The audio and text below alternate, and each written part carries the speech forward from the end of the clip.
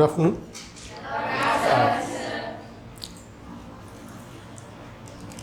So you are here for the integrated civil service program, and in the last 2 days you have learned several subjects and concepts and skills. So fundamentally we have told that Anusandhan is a bridge program from your school to the world, not just for the civil service exam. It's a transformation from the school to the world. It exposes you with various realities of life. So, what are the realities of life? What you are supposed to do when you enter the world, when you enter the actual realistic world. So far your parents have been harbingers of your life. Your parents have been drivers of your growth. Now you have to take your driving seat and drive forward your life by your own self. So to make you aware of all these things, this Anusandhan program is being conducted with emphasis on mostly on the social studies subjects. It's not merely a bridge program for the UPSC exam. It's a bridge program to prepare you to be the best citizens of the country. Even 21st century IAS Academy, punchline, if you look at the punchline, our objective is to prepare the next generation leaders for the good governance. You have to become the leaders, not merely the followers. So leader is just, I don't think that the leader means only a political leader. Leader means anybody who is on the top of the world in a particular field. In any field, if you are on the top, you are the leader. If you are driving someone, you are the leader. If you have this capability to take the decisions, you are the leader. So this nation seeks the leaders, not merely the followers. This nation wants the leaders who can show the initiative, who can show this world that there is something different from the rest. And this is the youth who are driving this nation today. Therefore, India has emerged as the 5th largest economy in the world. Recently, beating away Britain, which is actually standing at the 5th largest economy in the world, India emerged as the 5th largest economy. So that shows how fast India is emerging as the fastest economy in the world. And very soon India is going to become the most developed country in the world. And IMF and World Bank are estimating that India will emerge as 3rd largest economy in the next 3 years. But in the next 10 years, I am seeing that India may emerge as the number 1 economy in the world, even beating China and America also. 3rd largest economy means after America and China. But the financial conditions in America and China are not so good, whereby India will emerge as the largest economy, the topmost economy in the world. Today, if you look at the headlines of the newspaper, the major headlines of the newspaper are showing that America is having $31 trillion of debt crisis. And it has emerged for the first time in the history of America. America has emerged as the debt defaulter. What is the debt defaulting? Is everybody comfortable with English? Anybody? Telugu medium, anybody? So debt defaulter means not in a position to repay the debts. So for the first time in the history of America, America is not in a position to repay the debt. $31 trillion of debt. And followed by, there is an invisible debt burden on China to the extent of $23 trillion. Invisible debt burden means it is not visible in the balance sheets. So, but India is emerging as the fastest economy. Till 2014 in the newspapers, if you have observed, every day, every month we were seeing the newspapers, some news related to the government of India borrowing the loans from World Bank, government of India borrowing the loans from IMF, government of India borrowing loans from America. Such news was very quite common in the newspapers before 2014. But in the recent times, you don't see such news in the newspaper. Did anyone saw the news related to where Indian government has borrowed the money? In the recent times, Indian government has not borrowed the money. In fact, in reality, government of India is extending loans to other countries in the world. At least government of India is supporting development activities at least in 64 countries in the world. So in 64 countries in the world are getting the support, financial support, developmental support from India. Across the world, government of India is implementing 540 developmental projects, including Afghanistan. Even in Afghanistan also several developmental projects are under construction by the government of India. So India has transformed itself from a developing economy to a developed economy. Even today's news, in the textbooks, even in today also, that the textbooks and the social studies teachers would be saying that India is a developing country. But what the statistics are showing in the recent times, if you look at the statistics provided by the government of India, official statistics provided by the government of India, they are showing that India is a developed country. If you borrow money from someone, you are a developing country. If you lend money to someone, you are a developed country. If you take assistance from someone, it's a developing country. But you are supporting the development across 64 countries in the world to the extent of 540 projects around the world. Means it's a developed country. Till recently, till 2014-15, every fortnightly there was debate about poverty. But today there is no debates about the poverty. In the newspapers you don't see the statistics about the poverty. Why you don't see the statistics about the poverty? Because poverty is associated with the hunger. But today the government has supported the crores of people to eliminate the hunger. For example, midday meal scheme. You might be knowing about the midday meal scheme. The government of India is feeding at least 14 crore children in the schools. The largest midday meal scheme in the world. 14 crore children every day are fed free of cost by the government. Secondly, you would be knowing about the fair price shop. Generally in common parlance, it is described as the ration shops. And through the ration shops, the government of India is providing food to the 80 crore people. 80 crore people are being fed by the government of India to the extent of 25 kgs per family. So this is indicating that the food crisis is almost eliminated. Countries around the world are facing, problem of inflation. You might be knowing what is inflation. Inflation means continuous rise of prices. Suppose in Pakistan today, the country which has emerged along with India, in fact, one day before Indian independence, Pakistan has got the independence. But look at the conditions in Pakistan. In Pakistan, the price of petrol, if you look at the price of the petrol, it is 260 rupees per litre. And in England, suppose, in England also, in Indian rupees, the price of the petrol is 300 rupees.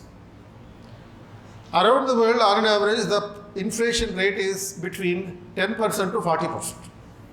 Whereas in India, we have controlled the inflation between 6% to 7%.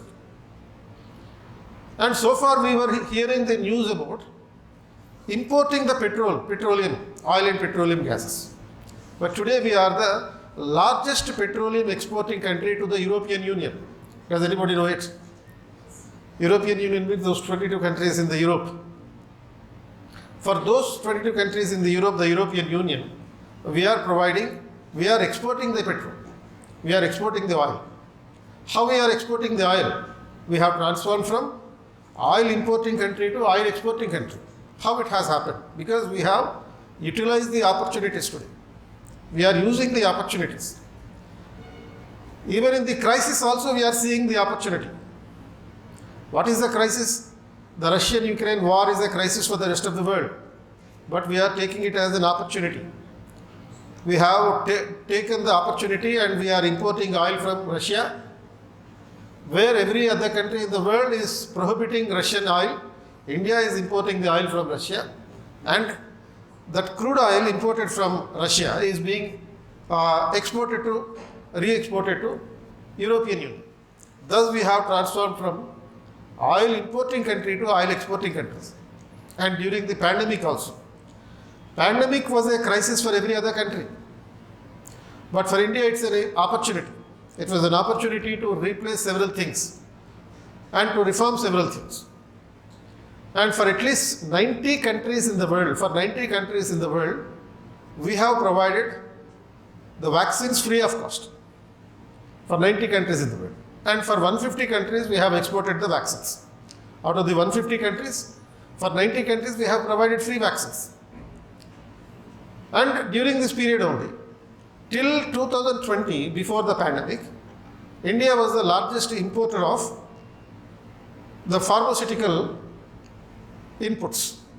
Pharmaceutical inputs means the raw material required for the pharmaceuticals. But because of the pandemic, what happened? The supply chain has been disturbed. And so we started preparing our own pharmaceutical inputs. We are not importing the pharmaceutical inputs. We are preparing our own inputs. So, and another aspect. In the military sector, in the army sector, in the military sector also, if you defense sector also, if you see, India has transformed from weapon importing country, largest weapon importing country to weapon exporting country. So now actually we were importing, India was considered the largest weapon importer. But today we are exporting the weapons, including Russia. Even to Russia also we are exporting the weapons because of the Russia-Ukraine war. Because Russia was the largest exporter of weapons to India. We were importing at least 85% of the weapons from Russia. But today, in just a span of 1 year, what happened? The opportunity has been used and we are exporting weapons to Russia only. So all these facts and figures, what does these facts and figures show, indicate? These facts and figures indicate that India is having the leaders, true leaders now in every sector. These leaders are helping the country to emerge as the biggest economy, largest economy in the world. So in such a way, you should be a part of this growth story. You should also be a part of this growth story. It is not merely a career matter. Civil services is not merely a matter of career. If you have to go for a career, you can go to in a number of ways. You can become an engineer, or you can become a doctor, or you can become a software engineer. Any other general careers that the people were taking up. But you guys have opted a different approach. And you wanted to become, without your particular awareness only, that you wanted to become a different approach, adopt a different approach. And you wanted to become the leaders. It is not merely a matter of career. It's a matter of change. It's a matter of transformation. You have decided to transform this nation from existing position to a superior position, and from superior position to a superordinate position.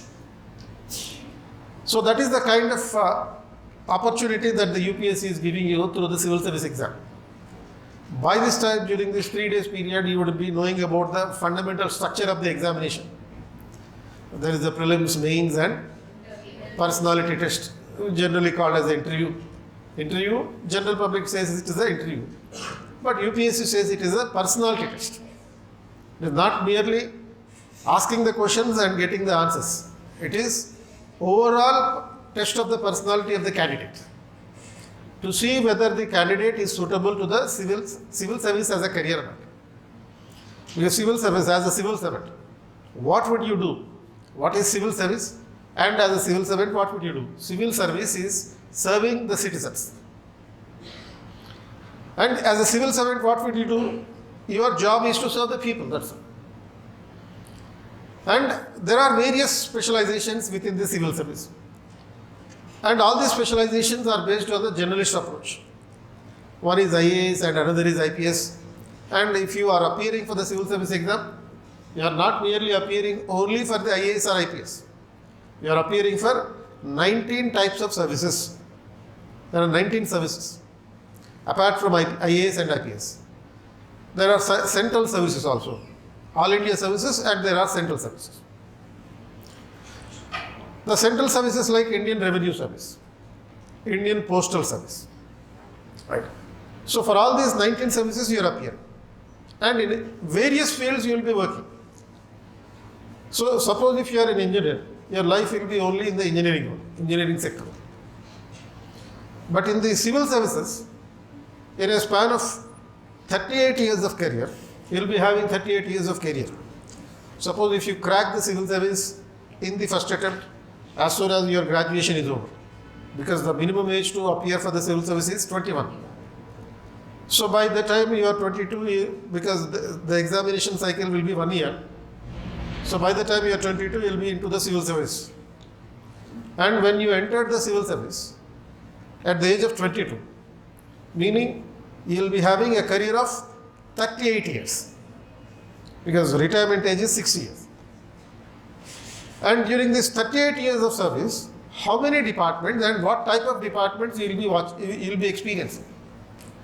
You will be experiencing minimum 20 types of departments. Minimum, I am saying. Minimum 20 types of departments you will be transferred to. Today you may be in the education department. Tomorrow you will be posted in the medical and health department. Then you will be posted in the SEBI. SEBI means the Stock Exchange Board of India. As a member of the SEBI or the chairman of the SEBI, you may be posted. And then you may be given a posting in the National Commission for Scheduled Castes as a secretary to the National Commission for Scheduled Castes. Another day you may be in the National Human Rights Commission. Some other day you will be transferred to another department. So at least in 20 departments you will be posted. You may also be working as Commissioner, Municipal Commissioner of Hyderabad. Even Municipal Commissioner of Hyderabad is also an IAS officer. And otherwise you may be posted in the United Nations as well.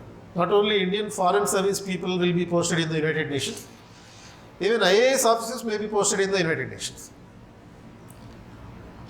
So there are a number of opportunities. Your career would be completely different almost every year.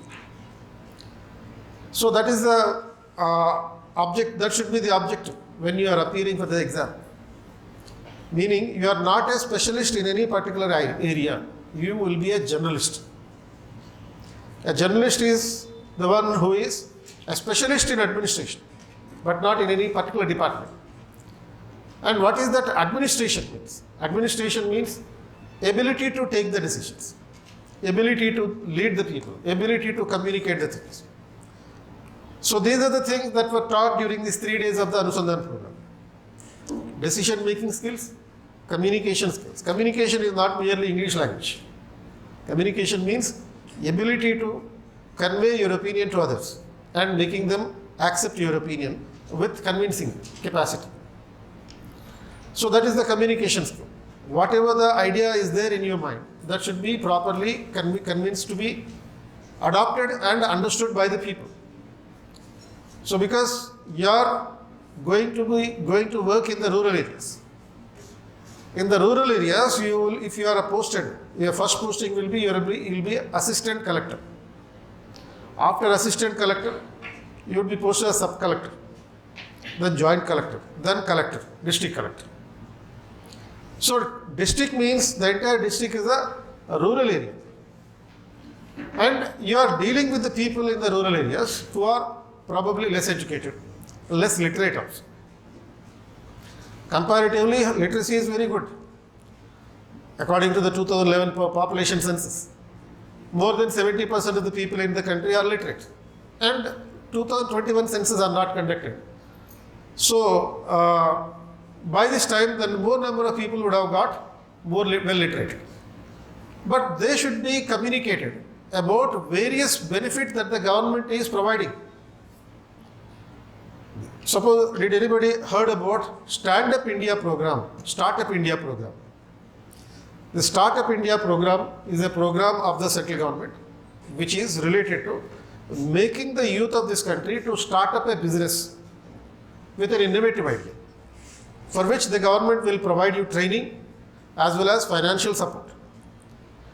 But the government has sanctioned around 1,000 crores for this, 1,000 crore budget for this program to provide the financial support.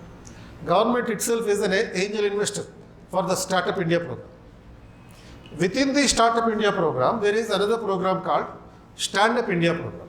The Stand Up India program is a dedicated program for the SC, ST and the women for initiating a business, encouraging the SC, STs and the women to initiate their own business, to emerge as the entrepreneurs, not merely job seekers. Not merely job seekers, you should be in a position to give the job. You are not, I'm telling you that you are not looking for the job. You will be emerging if you are a civil service cracker. If you crack the civil service, you will be in a position to offer jobs to the people. By implementing various programs of the government, one such program is the Stand Up India program, in which there is also another program called Startup India and Stand Up India. Through these programs, government has offered 1,000 crore budget for financial support to the people. But out of this 1,000 crores, only 22% are being spent. Why remaining 80% is not being spent? Is because the people are not aware of this program. The young generation for whom this program is meant for, most of them are not aware of this program. The government is ready to help. Government is ready to support. But people are not taking up. Why the people are not taking up these programs is because of the lack of awareness. As an IAS officer, when you become a collector, what you are supposed to do is telling the people, convincing the people to take the benefits of these programs. Such programs are, hundreds of programs are there, implemented both by the central government as well as various state governments. Both central and state governments are implementing this program. And hundreds of programs are there, and most of these programs remain unutilized.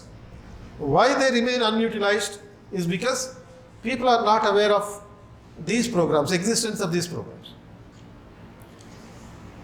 And that is the primary responsibility as a collector that you have. As a collector, what you are supposed to do is to communicate the people. Why the communication skills are required is because you have to communicate with the people. Tell them various programs, about various programs of the government.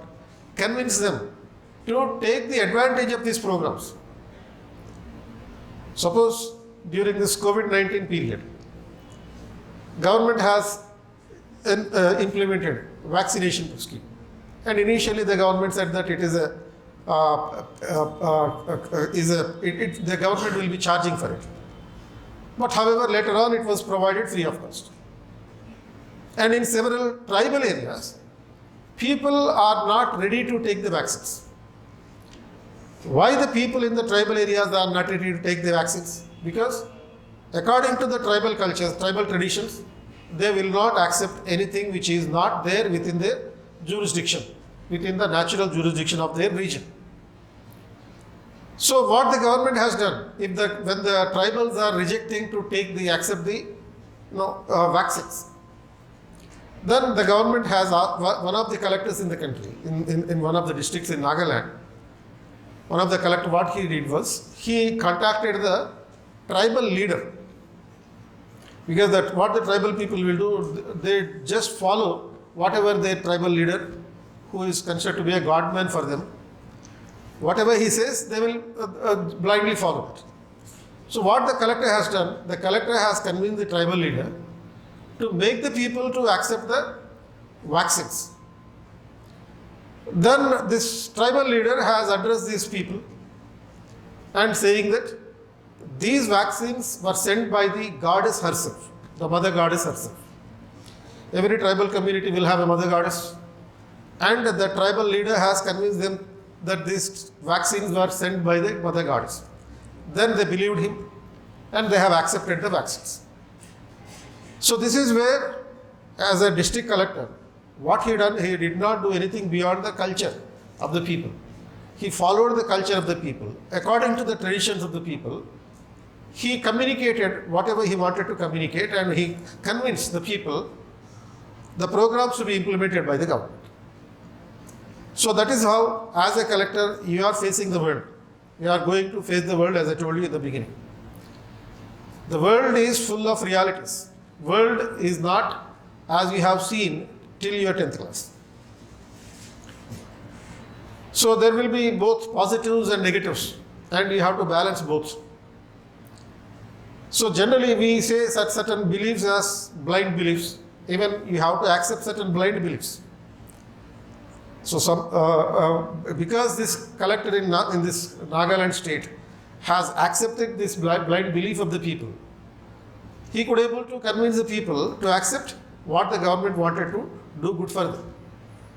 You need to understand the culture of this nation, you need to understand the history of this country, you need to understand the economy of this country.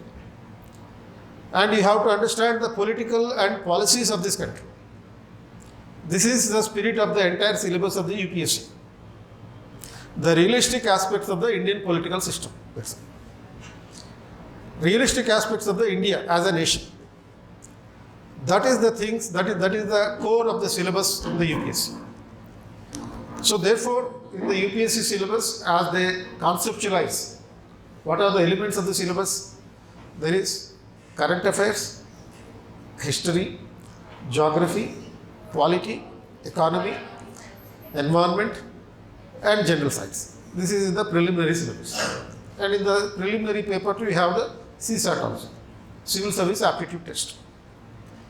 And if you clear the prelims exam, so between these two papers in the prelims, today there are prelims exam is ongoing. General studies paper is over in the morning between 9:30 to 11:30. And now till 4:30, 2:30 to 4:30, CSAT exam will be there. So after 45 days, the UPSC will give the results. Preliminary exam results will be announced by the UPSC after 45 days. So this, in a 1:12 ratio, people will be qualified for the main examination. If there are 1,000 posts, 12,000 candidates will be made to qualify for the mains. And in the main examination, you will be having descriptive papers. There are 9 papers in all. And among the 9 papers, first paper is the Indian language paper. Then Indian general English paper. These two are the qualifying papers. You just have to pass in that. Your rank will not be added to that, to the final examination. So that is the language papers. And then remaining 7 papers. The 7 papers, remaining 7 papers other than the language papers are rank determinant. Among the 7 papers, first paper is the general essay for 250 marks, where you have to write 2 general essays for 125 marks each. 1250 words. Each essay has to be presented in 1250 words. Then there are 4 general studies papers. GS 1, 2, 3, 4. In the general studies papers, you have, in the GS 1, there are 6 subjects. Like Indian culture, Indian national movement, modern Indian history, world history, Indian society, and geography. And in the second paper, paper 2 general studies, we have Indian polity, constitution, governance, and international relations. And in the paper 3, we have Indian economy, science and technology, biodiversity, environment, internal security, and disaster management. And in the paper 4, you have ethics, integrity, and aptitude. Then these are the 5 common papers for all the people. Then last 2 papers are the optional papers. You can choose one optional. That one optional is divided into 2 papers. Most popular optionals are public administration, political science, history, geography, literature. They are the most popular options. Anthropology. So this is the written examination, descriptive examination. And for 2075 marks, you will be given the 1750 marks, you will be given the opportunity to appear for the personality test. In a 1:2 ratio, after the mains, in a 1:2 ratio, you will be called for the personality test. Generally, people call the personality test as the interview. So during the interview, you will be having a questioning, an interaction session with the UPSC members for 30 to 40 minutes. You will not be interviewed for more than 30 to 40 minutes.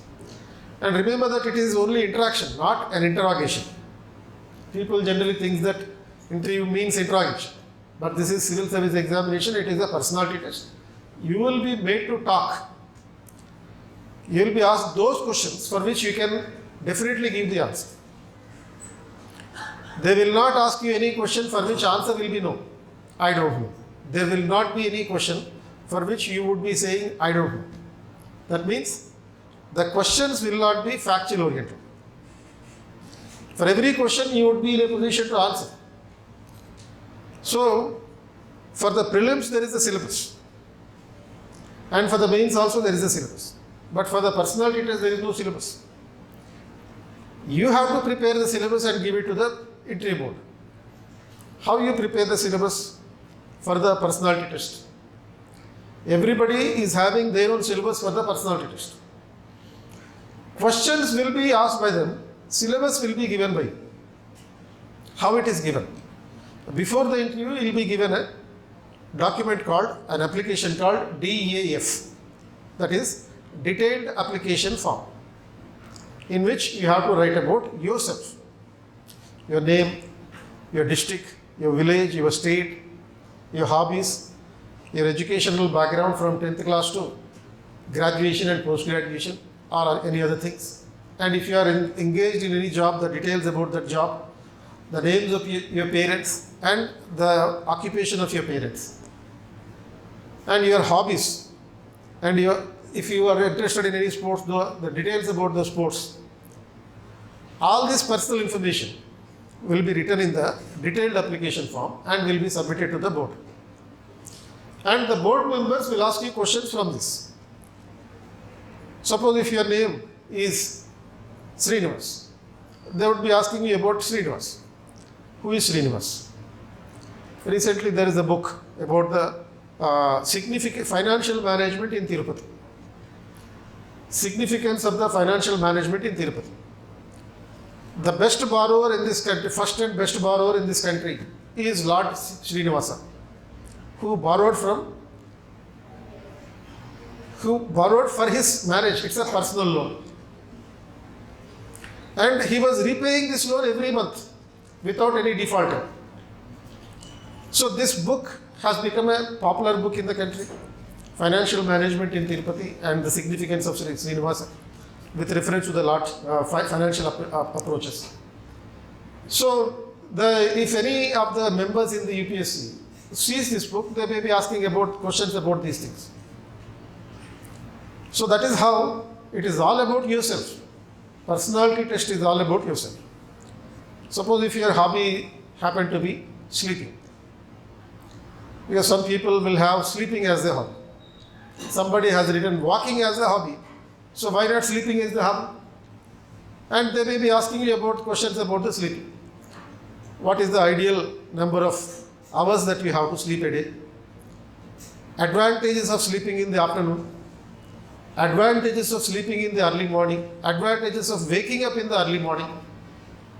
What is the impact of liberalization, globalization on sleeping habits of the people? Impact of the modern technology on the sleeping habits of the people. What is the economy involved in the sleeping? Because sleeping is the biggest market in the world. Many people today are not able to sleep. So they are consuming various pills to sleep. And we are buying mattresses. Purpose? What is the purpose of the mattress? Sleeping. And they have introduced a modern technology oriented, which can understand our body. Artificial intelligence oriented mattresses were also introduced recently. So the impact of the technology on the sleeping. So such questions can be asked based on your hobby. Suppose if you are a person who is playing cricket, you are an expert cricketer. You would be asked various questions about the cricket. Implications of cricket on the society. Whatever the thing that you put in the DAF, they will link everything related to the society, economy, political system, culture, So these are the things, how the personality test will check whether whether you are suitable for the civil service post. So that is the overall aspects. Whatever the things that I have told you in the beginning regarding the growth story of India, from the point of view of economy, from the point of view of culture, and from the point of view of, even from culturally also, India has emerged as one of the superpowers in the world. Today, yoga is yesterday International Yoga Day was celebrated. And yoga is the International Yoga Day is being declared by the United Nations. And even Biden is also practicing yoga. And even Sunak is also practicing yoga. British King is also practicing yoga. So, what does it indicate? This is the soft power of India. RRR has got an Oscar award, and this is also a soft power of India. India's soft power is emerging and influencing the people around the world today. Indian curries are influencing the people around the world. Indian restaurants are influencing the people around the world. So this is the cultural impact of India over the world. India emerging as a cultural leader in the world. Prime Minister of India is being respected in the international meetings. Once upon a time, Prime Ministers of India or the Presidents of India, when they visit abroad, they are mostly ignored. But today, the world around is respecting us. That means India is emerging as the superpower. And all these aspects are a part of your syllabus. None of these dimensions that are happening around us are they are not just the statistics, they are not just the news items. They are all a part of your life, and since they are part of your life, they became the part of the syllabus also. So this is what we study as a part of the polity, economy, history, geography, culture and everything. Till now, when you are talking to your friends, you are talking only about the cricket and the movies. Hereafter, suppose if you are talking with your friends, when you are discussing with your friends, if you speak about India's growth perspectives, people will be surprised. Suppose if your uncle visits your home, talk about India's economic growth story. How India is helping 64 countries in the world with 540 projects. If you discuss this with your uncle, how impressed he will be? He will never ask you whether you are appearing for the engineering exam or medical exam. Usually it is the uncles who will discourage you if you are doing anything new. Or it is your aunties or your neighbors will be discouraging. As if they are looking after your needs. So suppose if they are asking you anything about beyond what you want actually, start discussing about all these things, what we have discussed during the course of this discussion. India's growth perspectives. And imagine after 5 years, you will be a part of this growth story. Because by the year 2047, India is going to become the developed country in the world with 100 years of history after independence. In 1947 we got the independence, in 2047 it is the 100th year of independence of India. And after 5 years you will be finishing your graduation and you will be entering into the civil service and you will become a part of this story. A day will come where the entire nation will wait for your decision. Because in a span of 38 years of service, the highest civil service post, you will be reaching the highest civil service post. What is the highest civil service post in the country? Is Cabinet Secretary. Cabinet Secretary is the senior most IAS officer. And you will have the possibility to reach that level if you crack the IAS in the very first attempt. On that day, after 38 years of service, this nation, remember these words, this nation will wait for your decision. Prepare for the civil service not for your career after 5 years. Prepare for the civil service for the career after 38 years.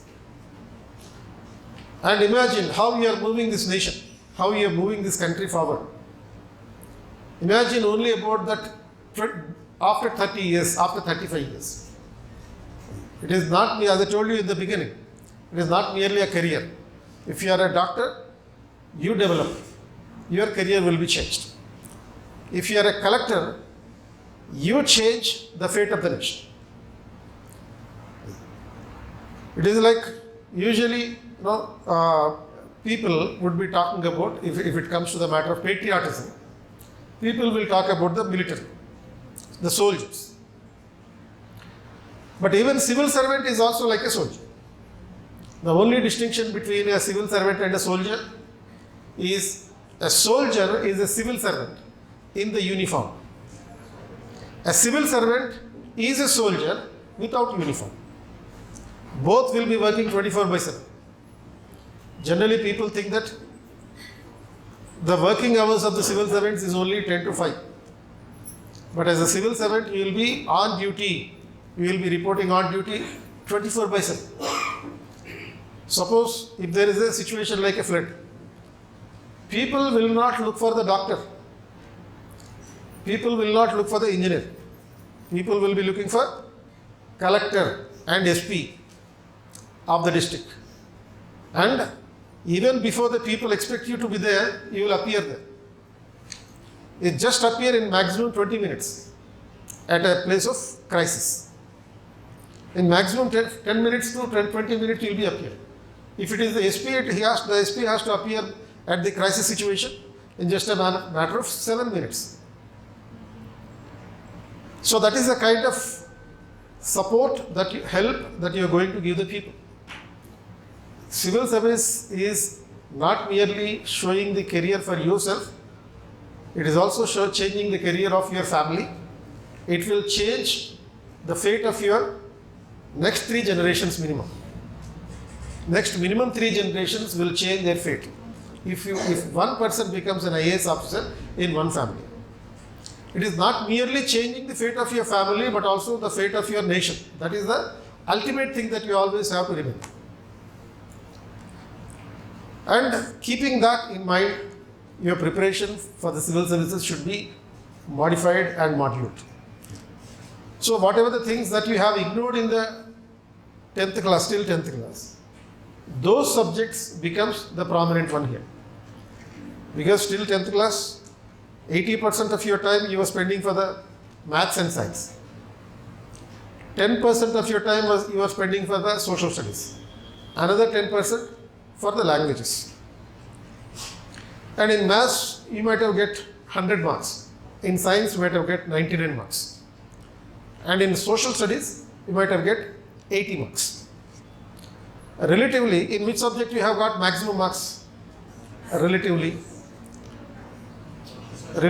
in proportion to the time you have spent. Social studies, you have scored highest marks in social studies with the least dedication of time. Only 10% of your time you have spent and you have scored 80%. If you have put in almost 80% of your time only for the social studies, you would be scoring around 99. Now we are going to do that. Because the entire civil service syllabus is based on the social studies only. The core subject in the social studies in the civil service exam is history, Indian history, geography, economy, polity. This is the core subject. And maximum focus is given to the ethics, integrity and aptitude. Maximum weightage is given to the ethics, integrity, attitude, which you have never studied. And you would have studied only in between 3rd class to 6th class in the form of moral sciences. The subject that you have studied till 6th class is going to have maximum weightage. That is 250 marks. For remaining all of the subjects, the weightage is less than 250. Suppose if you take economy, it is only 100 marks. Science and technology, 40 marks. History, 80 marks. Geography, 40 marks. Polity, 200 marks. International relations, 50 marks. Whereas ethics is carrying 250 marks. The weightage of the ethics paper is 250. highest number of marks is given to the ethics, integrity and aptitude. That means UPSC is expecting the candidates to be highly integrated and highly honest, and it would be tested in the form of some questions based on the practical situation. You will be given a practical situation and you will be asked, what will you do in that situation? Suppose there was a question and the question is saying like this: you and your friend were preparing for the civil services. You and your friend were preparing for the civil service. After 3 years of preparation, your friend got into the IAS. You could not clear the civil service exam. And your friend went to the training. Initially, your friend was contacting you, communicating with you very regularly, frequently. But after 3 months, the frequency of communication has gradually come down. Over a period of time, in the next another 3 months, your friend has completely stopped talking to you. After 6 months of the training, your friend visited your hometown. Your friend met everybody except you. You tried to meet your friend, but your friend is not interested to meet you. What will you do in this situation? That was the question. This story, this entire story was like a case study. This case study was given in the 2017 mains paper in the ethics, integrity and aptitude. It doesn't require any special study. It depends upon your emotional intelligence. What is that emotional intelligence? How it will show your emotional stability towards such kind of emotional situations. Because you have association with your friend almost from your childhood, and you and your friend were preparing for the civil service exam, but your friend was into the civil service, but over a period of time your friend stopped talking to you. And how do you manage this emotional situation? Managing this emotional situation depends upon emotional stability that you gain through the emotional intelligence. Suppose if you are not an emotionally intelligent person, you automatically become an emotionally intelligent person when you are civil service aspirant. Because as a civil service aspirant, you would be studying at least 12 subjects. And this 12 subject knowledge will enhance your thinking ability. Your thinking ability will be expanded. And everything you will be studying with a 360-degree approach. Every situation you will understand with a 360-degree approach. And before you take the decision, you weigh the merits and the demerits of the situation. And after weighing the merits and demerits of the situation, you will come to a conclusion with a proper solution. So this is the capacity that you will build naturally during the course of civil service preparation. Examiner wanted to test this ability. So what you have to do? You have to write the answer from the 360 dimension. Suppose if you are not such a disciplined and emotionally intelligent person, and if you are not a 360-degree thinking personality. So in the general world, we are seeing that if somebody is not loving you, that person would be throwing acid on the face of that lady, or committing a murder of that person if you are not talking to me. So such things that we have been seeing in the real world. But as a civil service aspirant, you will not recourse to such things. What you will do, you analyze what is your fault. If somebody is not talking to you, the fault may be lying with yourself only, not with the other person. So you start thinking from this dimension. If you are an emotionally intelligent person, emotionally stable person, you will analyze the things from the historical, economic, political, cultural, social, value orientations. From all these dimensions, you will be analyzing why that person is not talking to me. And even from the economic point of view also. Economically, that person has become more stable than you. Culturally, that person has got better status in the society than you. So if that person has to talk to you, you have to improve your social status. You have to improve your economic status. You have to improve your political condition. You have to improve your cultural condition. From all these perspectives, you will be thinking. And you have to answer that question from the different dimensions, from all these dimensions. Mistakes from yourself, mistakes from the other person. Finally, coming to a conclusion with a solution. The simple procedure to answer any question also is this.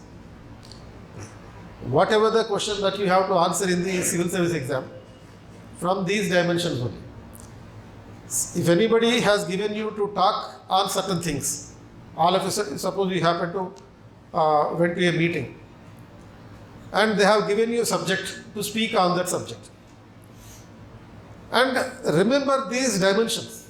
And if you keep those dimensions as a framework, you will be in a position to talk on anything.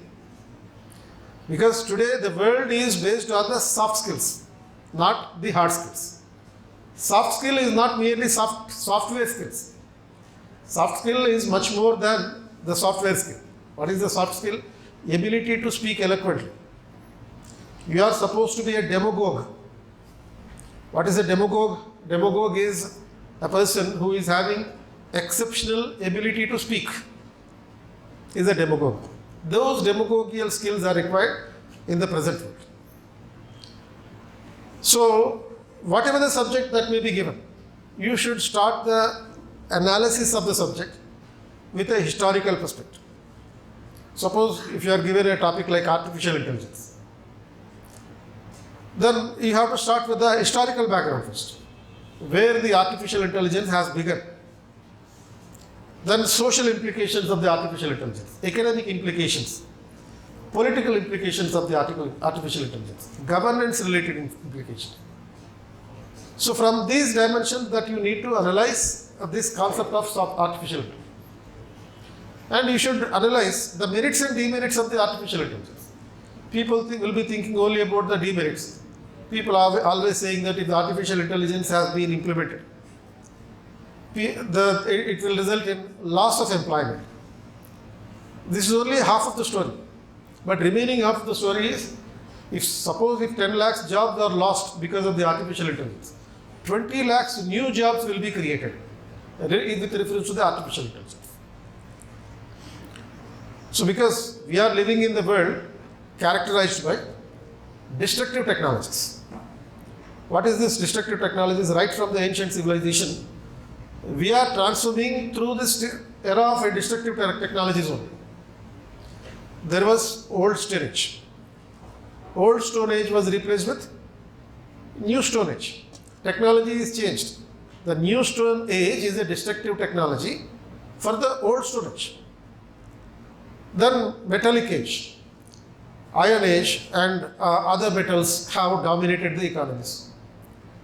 And today we are in the fourth industrial revolution era. Suppose for example, till 1990s there were landlines. After 1990s, with the introduction of the information technology and liberalization program, landlines are destructed by the new technology, that is the mobile technology. So today we are watching the TVs. In the next 10 years there may not be TVs, because the Samsung has come up with a new technology called freestyle.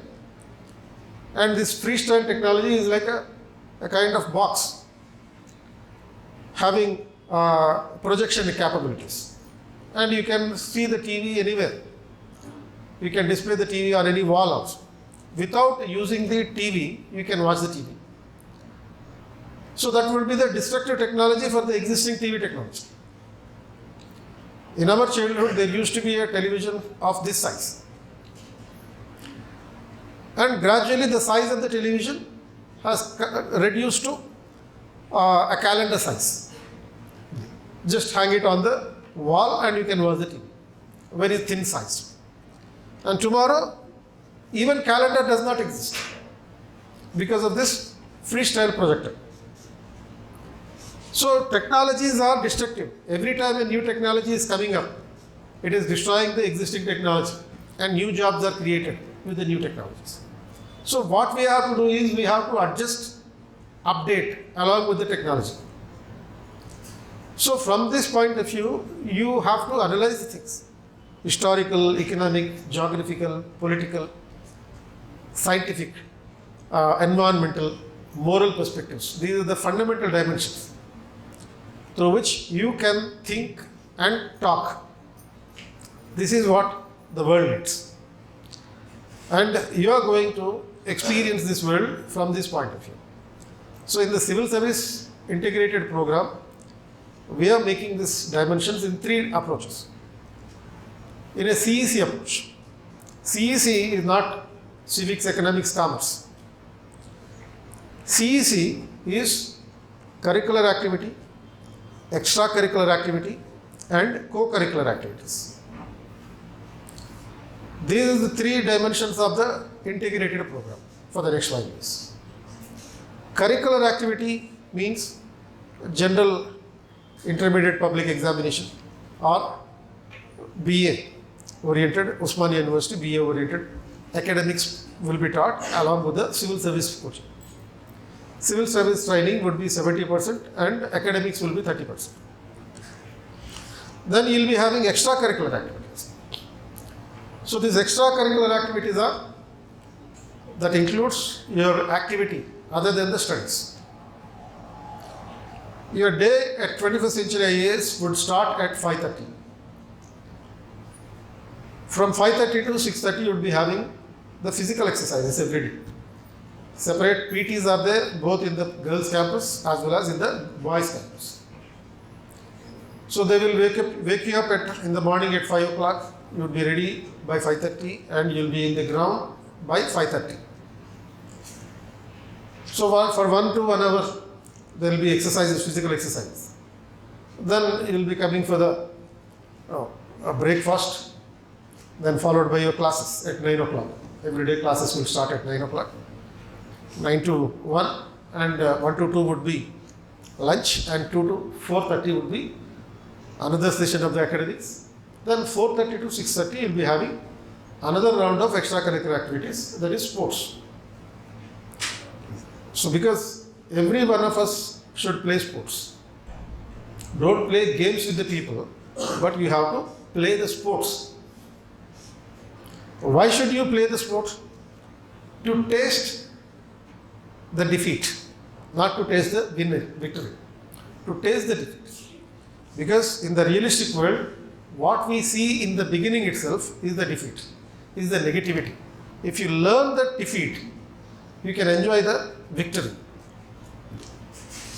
So therefore, when you play the sport, because everybody has a sport level, whether it is a 6 months boy or 60-year-old man, everybody likes to play some sport. So suppose even the elders, if they happen to visit any sports shop, toy shop, they try to play with the toys. They try to give a key and try to play with it. So that indicates that everybody likes. And the sports are must for the growth of a personality. Because we give equal importance to both winning as well as losing. Why losing is important? Because if you lose, you will know how to improve yourself. Because losing a game, losing a sport is not merely a defeat. Losing a sport is an opportunity to learn. It has given you an opportunity to learn. It is an experience. And that would be useful for you in your real life. And then between 4:30 to 6:30 there will be sports. Then after 6:30 you will be having study hours and dinner, and by 10 o'clock you have to go to bed. This is the general daily activity. Along with this extracurricular activity, curricular and extracurricular activities, every Saturday you will be having co-curricular activities. That's a weekend program. Every Saturday this co-curricular activity in the C's. First is curricular activity, extracurricular activity, and the third C, co-curricular activity. And what would be a part of this co-curricular activities? As a part of this co-curricular activities, you would be given opportunity to interact with various civil servants. That is one activity. Senior civil servants will be invited. They will be interacting and they will share their experiences with you. Similarly, our own students who are into the civil services, like Krishna ThariKrishna, who was the third ranker in 2016 results. So such people will be interacting with you. They will tell their experiences about how they have achieved the civil services, what are the obstacles that they have faced in achieving the civil service. So such officers will be interacting. And apart from that, personality development trainers will also interact with you. And other than that, you would be given some projects. You have to do certain projects. Like you would be asked to do certain projects like MUN. MUN is the Mock United Nations. Then Mock Assembly, Mock Parliament, Mock Election. Similarly, even Mock Panchayat also. We start with the Mock Panchayat and we go to the extent of Mock United Nations also. So this is whatever that you have learned as a part of your regular syllabus would be practically implemented, practically experienced through this extracurricular, co-curricular activities. Application of your subject knowledge is the co-curricular activity. So this is the CEC program for the integrated activity. So integrated program is a skill development program through the UPSC syllabus. A skill development program through the UPSC syllabus. I am not promising you that I will make you IAS officer, but I will definitely promise you that I will make you good citizens for good governance. So this is the idea behind the integrated program. You will be the next generation leaders for the good governance with an ultimate objective of making the good citizens for the nation. Because you are not merely seeking the job seeker. You should not remain only as a job seeker. You should grow as a job offerer. You should be in a position to offer the jobs, not merely asking for the jobs. That should be your capacity. That should be your goal. As I told you, a day will come when the nation will wait for your decision. So if you have any questions,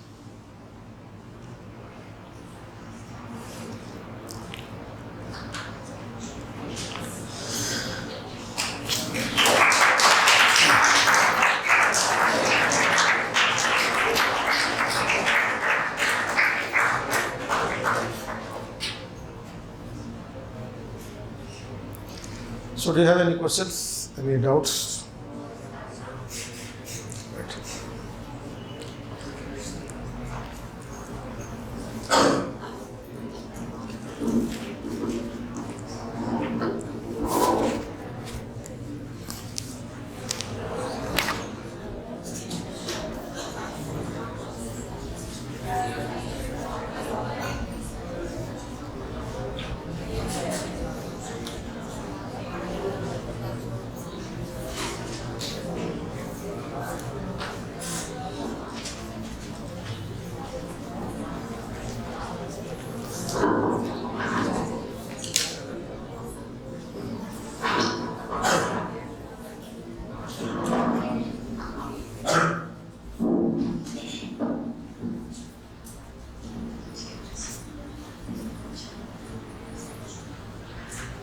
Respected Chairman Sir, Director Sirs, parents, teachers and all the students, my gracious greetings to you all.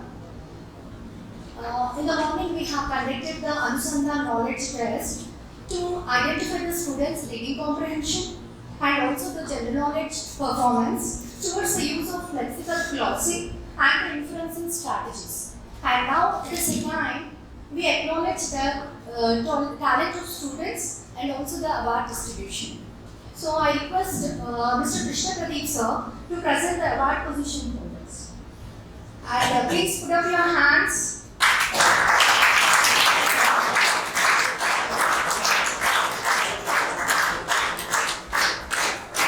The first position goes to K. Moksha. Kindly give her a big round of applause.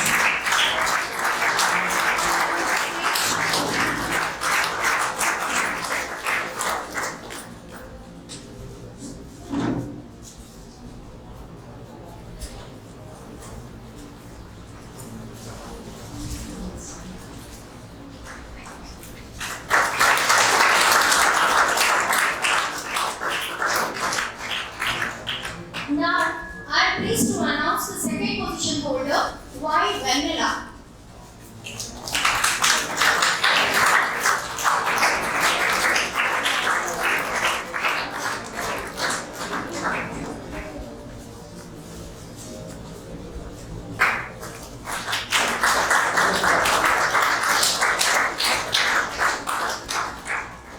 And the third position goes to A. Pradyariti.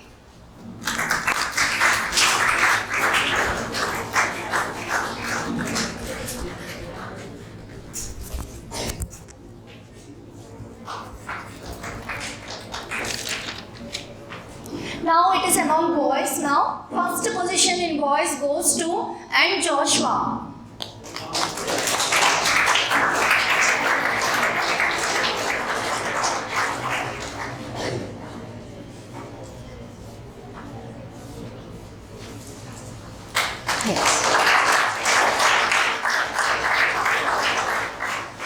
And the second position holder goes to M. Shashivardhan Reddy.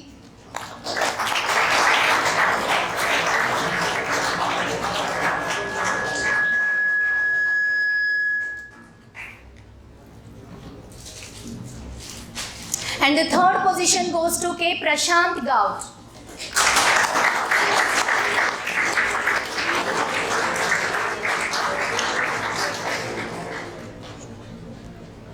Third position.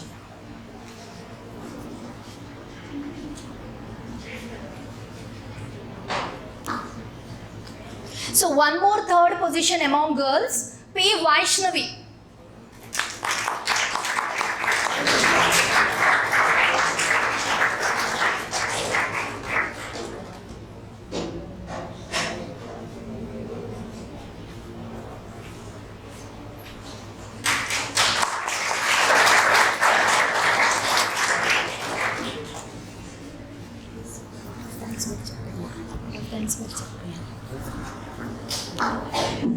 Yeah. On behalf of our academy and the staff, I am very glad to stand here and express my vote of thanks, especially all the parents and the students who have cooperated for all these 3 days, and hope everything was fine with you. And also I request all our staff members who have participated to make this program successful. Thank you. I thank each and everyone, our KPsir, to support the program and the program which is designed by Sir and the Director Sirs. And also I thank all our staff members, our principals and the non-teaching staff, each and everyone for making this program successful. Thank you one and all.